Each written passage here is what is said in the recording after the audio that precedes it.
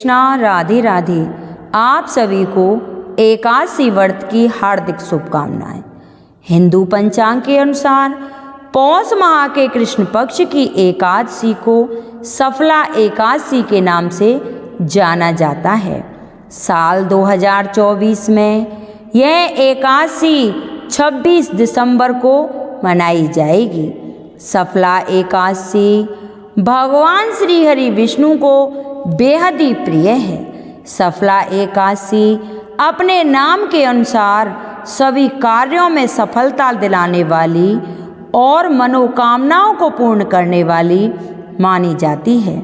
जो व्यक्ति हर काम में असफल रहता है या खूब मेहनत करने पर भी सफलता नहीं मिलती है, ऐसे लोगों को सफला एकादशी का व्रत अवश्य करना चाहिए। कहा जाता है कि सफला एकादशी का व्रत रखने से भगवान श्री हरि विष्णु प्रसन्न होते हैं और अपने भक्तों की सारी मनोकामनाएं पूर्ण कर देते हैं। धार्मिक मान्यताओं के अनुसार सफला एकादशी के दिन व्रत रखकर जगत के पालनहार श्री हरि विष्णु की पूजा करने से तथा तुलसी माता के समक्ष घी का दीपक जलाने से सौभाग्य की प्राप्ति होती है। जो व्यक्ति पूरी श्रद्धा और सच्चे मन से भगवान श्री हरि विष्णु की पूजा करता है और व्रत करता है, उसके सारे काम सफल हो जाते हैं। एकादशी के दिन श्री हरि विष्णु को तुलसी दल अवश्य चढ़ाना चाहिए। बिना तुलसी दल के पूजा अधूरी मानी जाती है।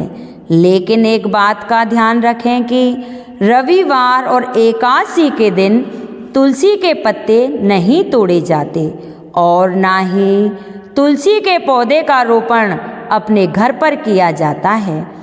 तो तुलसी का पौधा लगाने का सबसे शुभ दिन गुरुवार को माना गया है। इसीलिए अगर आप अपने घर पर तुलसी का पौधा लगाना चाहते हैं तो गुरुवार के दिन लगाएं। एकादशी के दिन तुलसी का पौधा लगाने से भगवान श्री हरि विष्णु नाराज हो जाते हैं, जिससे हमें अनेक तरह की परेशानियों का सामना करना पड़ता है। तो आइए भगवान श्री हरि विष्णु का स्मरण करते हुए शुरू करते हैं सफला एकादशी व्रत कथा। बोलो श्री हरि विष्णु भगवान की जय हो। बोलो तुलसी माता की जय हो। बोलो लक्ष्मी माता की जय हो। बोलो बांके बिहारी लाल की जय हो। बोलो राधा रानी की जय हो।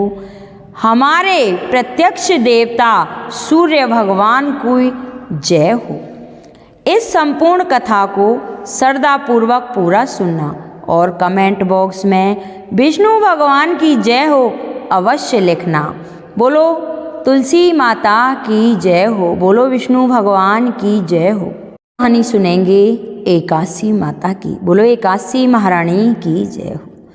युधिष्ठिर ने प्रश्न किया, हे जनार्दन, पौष माह के कृष्ण पक्ष की एकादशी का क्या नाम है और उस दिन किस देवता की पूजा की जाती है? तब भगवान श्री हरि विष्णु कहने लगे कि हे धर्मराज, मैं तुम्हारे स्नेह के कारण तुमसे कहता हूँ कि एकादशी व्रत के अतिरिक्त मैं अधिक से अधिक दक्षिणा पाने वाले यज्ञ से भी प्रसन्न नहीं होता। अतः इसे अत्यंत भक्ति और श्रद्धा से युक्त होकर करें। हे राजन, अब द्वादशी युक्त पौष कृष्ण पक्ष की एकादशी का महात्म्य सुनो। इस एकादशी का नाम सफला एकादशी है। इस एकादशी के देवता श्री नारायण हैं। विधि पूर्वक इस व्रत को करना चाहिए।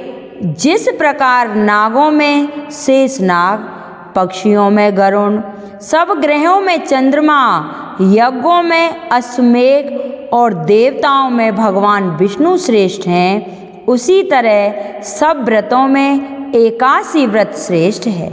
जो मनुष्य सदैव एकादशी का व्रत करते हैं वे मुझे को परम प्रिय हैं। अब इस व्रत की विधि कहते हैं, मेरी पूजा के हेतु ऋतु के अनुकूल फल, नारियल, नींबू, नैवेद्य आदि 16 चीज़ों से मेरी पूजा करे, रात्रि को जागरण करे। इस एकादशी के समान यज्ञ, तीर्थ, दान, तप तथा और कोई दूसरा व्रत नहीं है। 5000 वर्ष तप करने से जो फल मिलता है उससे भी अधिक सफला एकादशी का व्रत करने से मिलता है। हे राजन, अब आप इस एकादशी की कथा सुनिए। चंपावती नगरी में एक महिष्मान का नाम का एक राजा रहता था। उसके 4 पुत्र थे। उन सब में लुम्पक नाम वाला बड़ा राजपुत्र महापापी था। वह पापी सदा पर स्त्री तथा वैश्यागमन और दूसरे बुरे कार्यों में अपने पिता का धन नष्ट करता रहता था। सदैव ही देवता, ब्राह्मण और वैष्णवों की निंदा किया करता था। जब राजा को अपने बड़े पुत्र के ऐसे कुकर्मों का ज्ञान हुआ तो उसे अपने राज्य से निकाल दिया। तब वह विचारने लगा कि अब मैं किधर जाऊं, क्या करूं। अंत में उसने चोरी का कार्य करने का निश्चय किया। वह एक दिन को वन में रहता और रात्रि को अपने पिता की नगरी में चोरी करता तथा प्रजा को तंग करने और उन्हें मारने का कुकर्म भी करता। कुछ समय पश्चात सारी नगरी भयभीत हो गई। वह वन में रहकर पशु आदि मार कर खा जाता। जनता के लोग और राज्य कर्मचारी उसको इन कुकर्मों के कारण पकड़कर भी राजा के भय से छोड़ देते। उसी वन में एक अत्यंत प्राचीन विशाल पीपल का वृक्ष था। उसी वृक्ष के नीचे वह महापापी लुम्पक रहा करता था। इस वन को लोग देवताओं का क्रीड़ा स्थल मानते थे। कुछ समय पश्चात पौष माह की कृष्ण पक्ष की 10वीं तिथि के दिन वह वस्त्रहीन होने से शीत के कारण सारी रात्रि सो नहीं सका और उसके हाथ पैर अकड़ गए। वह रात्रि उसने बड़ी कठिनाई से व्यतीत की और सूर्योदय होने से पूर्व मूर्छित हो गया। दूसरे दिन एकादशी को मध्याह्न के समय सूर्य की गर्मी से उसकी मूर्छा दूर हुई तो होश में आकर गिरता पड़ता वन में भोजन की खोज में गया, परंतु व्यथा के कारण जीवों को मारने में असमर्थ था। एक कारण वृक्षों से गिरे हुए फलों को बीनकर वृक्ष के नीचे आया और उस समय तक सूर्य भगवान अस्त हो गए थे। अतः उसने उन फलों को पीपल के वृक्ष के नीचे लाकर रख दिया और रोकर कहने लगा कि भगवान, यह सब फल आपके ही हैं और आपको अर्पण हैं, आप ही इनसे तृप्त होइए। उस रात्रि को दुख के मारे उसे नींद भी नहीं आई। इस उपवास तथा जागरण से भगवान अत्यंत प्रसन्न हुए और उसके सब पाप नष्ट हो गए।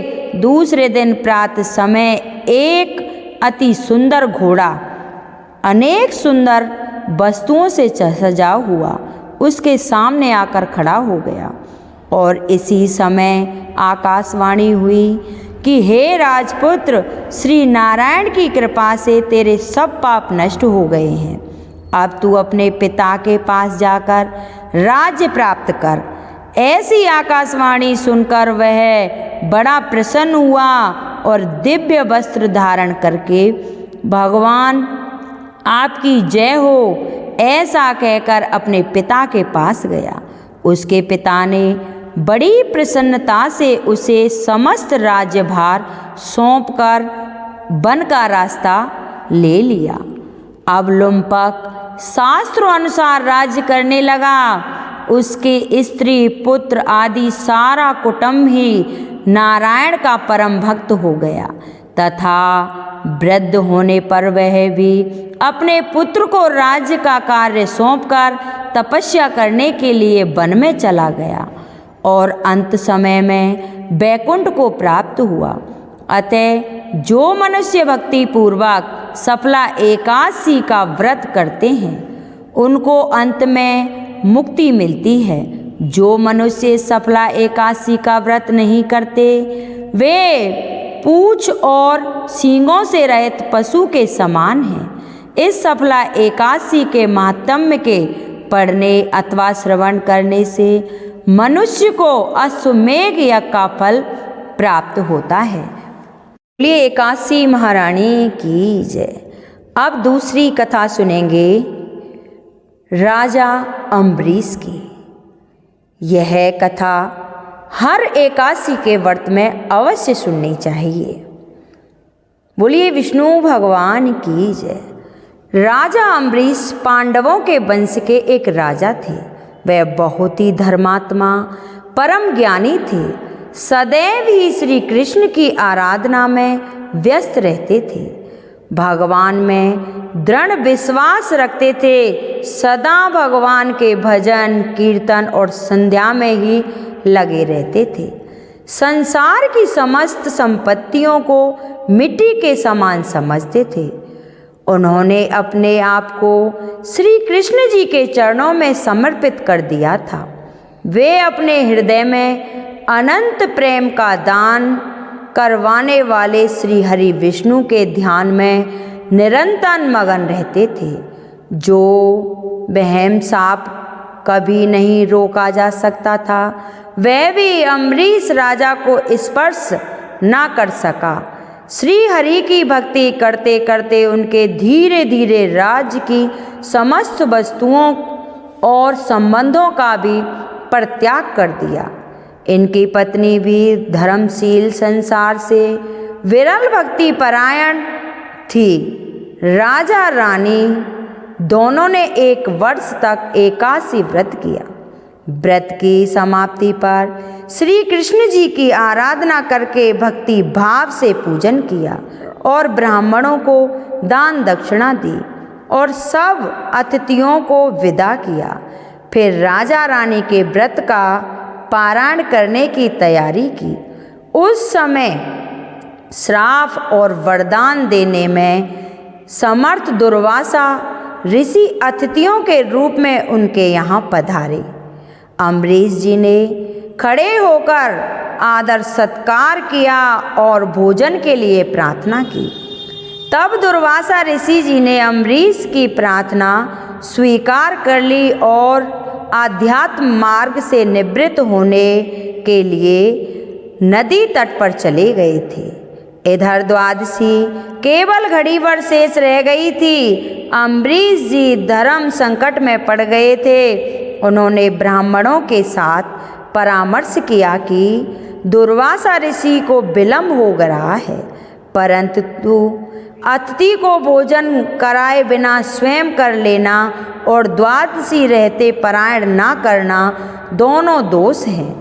ब्राह्मण ने परामर्श किया कि दुर्वासा ऋषि जी को आने में विलंब हो रहा है तो राजा अम्बरीश जी जल पारायण कर सकते हैं। उन्होंने जल पी लिया और दुर्वासा जी के आने की बाट देखने लगे। जब दुर्वासा ऋषि आवश्यक कार्यों से निवृत्त होकर लौटे तो उन्हें यह ज्ञात हो गया कि राजा ने पारायण कर लिया। दुर्वासा ऋषि बहुत ही तपस्वी थे, परंतु बहुत ही क्रोधी थे, भूखे थे।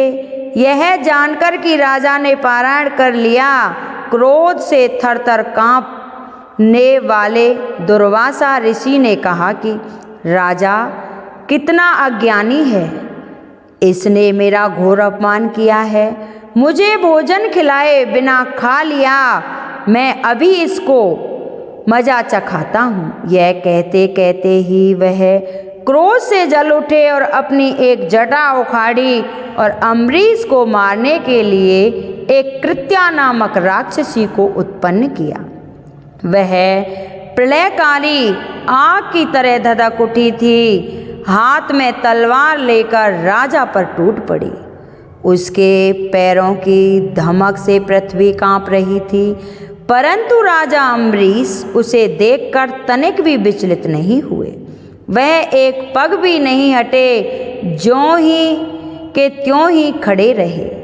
पिता परमात्मा ने पहले से ही अपने भक्त सेवक के लिए सुदर्शन चक्र को नियुक्त कर रखा था। चक्र ने दुर्वासा की कृपा को जलाकर राख कर दिया। दुर्वासा ने देखा कि मेरी बनाई हुई कृत्या तो जल रही है और चक्र मेरी ओर आ रहा है। तब अपने प्राण बचाने के लिए भयभीत होकर भागे। भगवान का चक्र उनके पीछे पीछे दौड़ने लगा। दुर्वासा ने देखा कि चक्र उनके पीछे पीछे दौड़ रहा है। तब वह सुवीर पर्वत की गुफा में प्रवेश के लिए दौड़े। दुर्वासा बचाव के लिए चारों दिशाओं, आकाश, समुद्र, पृथ्वी, अतल वितल, अधिलोक, समुद्रलोक, पान और स्वार्थी लोकों में गए। समस्त जगह उन्होंने सुदर्शन चक्र को अपने पीछे लगा देखा। जब कोई रक्षक नहीं मिला तो ब्रह्मा जी, आप स्वयं भगवान हैं, भगवान के इस तेजस में चक्र से मेरी रक्षा कीजिए। ब्रह्मा जी ने कहा, हम भगवान के भक्त द्रोही को बचाने में असमर्थ हैं। तब निराश होकर दुर्वासा जी शंकर भगवान की शरण में गए। शंकर भगवान जी ने भी उत्तर दिया कि उस प्रभु के संबंध में हम कुछ भी करने में असमर्थ हैं। हम भी भगवान की माया को नहीं जान सकते। हम उस माया के घेरे में हैं। यह चक्र भगवान का शस्त्र है। यह हम लोगों के लिए असहाय है। तुम उसी भगवान की शरण में जाओ, वही चक्र से तुम्हारी रक्षा कर सकते हैं, वही तुम्हारा मंगल करेंगे। वहाँ से निराश होकर दुर्वासा जी भगवान के धाम बैकुंठ में गए। लक्ष्मीपति भगवान लक्ष्मी जी के साथ वहीं विराजमान थे। दुर्वासा जी चक्र की आग से जल रहे थे। वे कांपते हुए भगवान के चरणों पर गिर पड़े। भगवान से कहा कि आप संतों के एकमात्र रक्षक हैं। मैं अपराधी हूँ, आप मेरी रक्षा कीजिए। आपका परम प्रभावन जानकर मैंने आपके भक्त का अपमान किया है। आपके नाम का उच्चारण करके नरकीय जीव भी भक्त हो जाते हैं। भगवान जी ने कहा, दुर्वासा, मैं तो सर्वदा भक्तों के अधीन हूँ। मेरे धीमे सादे भक्त ने मेरे हृदय को अपने बस में कर रखा है। भक्त जन मुझे प्यार करते हैं। भक्तों का एकमात्र आश्रय मैं ही हूँ। जो सब कुछ छोड़कर मेरी शरण में आ जाता है, उसे छोड़ने का संकल्प मैं कैसे कर सकता हूँ?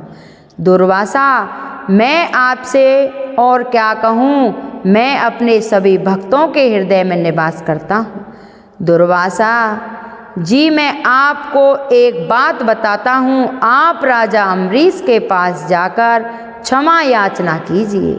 अपनी भक्ति पर अवमानना कीजिए और क्रोध पर काबू पाने का प्रयास कीजिए। दुर्वासा जी भगवान की महिमा समझ गए कि भगवान भक्तों का ध्यान रखते हैं और उनकी रक्षा करते हैं। अंत में दुर्वासा जी राजा अम्बरीश के पास गए। राजा से क्षमा मांगी और राजा ने भगवान से प्रार्थना की, हे प्रभु, आप दुर्वासा जी की जलन मिटा दीजिए और चक्र को शांत कर दीजिए। भगवान जी ने अम्बरीश जी की प्रार्थना सुनकर चक्र को शांत कर दिया। राजा भी चक्र की स्तुति की। चक्र शांत हो गया। दुर्वासा जी चक्र के कष्ट से मुक्त हो गए। दुर्वासा ऋषि ने अम्बरीश का भी धन्यवाद किया। कहा, आपने मेरे प्राणों की रक्षा की है। हे राजा अम्बरीश ने दुर्वासा जी का सत्कार किया और उनको आदर पूर्वक भोजन खिलाकर विदा किया।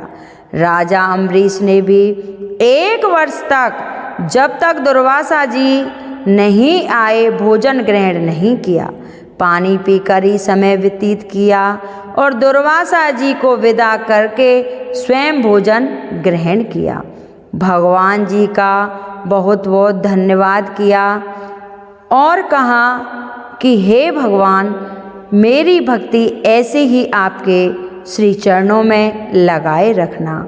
जो भी यह एकादशी के व्रत में कथा सुनता है, पढ़ता है और सुनाता है, विष्णु भगवान उनकी सभी मनोकामनाओं को पूर्ण करते हैं। बोलिए विष्णु भगवान की जय। सफला एकादशी का व्रत करने से सभी शुभ कार्यों में प्रसिद्धि का आशीर्वाद मिलता है और जीवन के हर क्षेत्र में सफलता प्राप्त होती है। सफला एकादशी पौष माह की पहली एकादशी है और इस दिन पवित्र नदियों में स्नान करने के साथ ही भगवान विष्णु की पूजा का खास महत्व शास्त्रों में बताया गया है। अगर इस एकादशी का व्रत पूजन करते हैं तो हमारी सभी मनोकामनाएं पूर्ण होती हैं और हमें मनवांछित फल की प्राप्ति होती है। बोलिए विष्णु भगवान की जय। आपको हमारी ये कहानी कैसी लगी कृपया कमेंट बॉक्स में ज़रूर बताएं। बोलो एकादशी माता की जय हो।